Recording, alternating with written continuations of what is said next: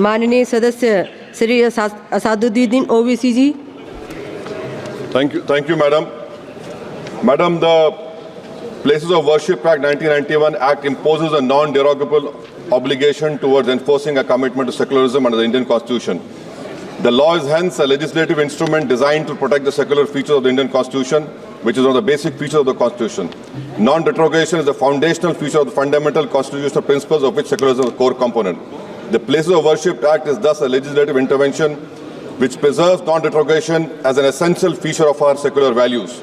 Historical wrongs cannot be remedied by people taking the law in their own hands. In preserving the character of the Places of Worship Act, Parliament has mandated in no uncertain terms that history and its wrongs shall not be used as instruments to oppress the present and future. Madam, this was said in the 7-judge constitutional bench in the judgment of Babri Masjid Ram Mandir.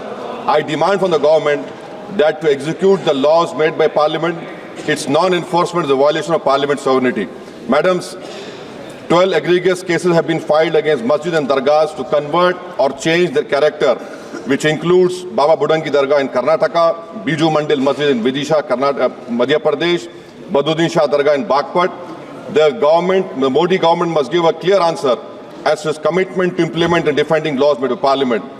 The Modi government must file a reply in Supreme Court defending the law in the interest of a country and to uphold the Parliament's sovereignty.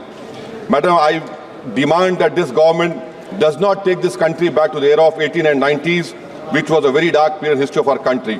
कहीं ऐसा ना हो madam कि लम्हों ने खता की, सदियों ने सजा पाई।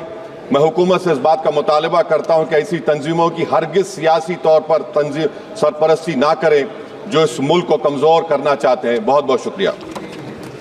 माननीय सदस्य श्री धर्मेंद्र यादव जी। धन्यवाद सभापति जी।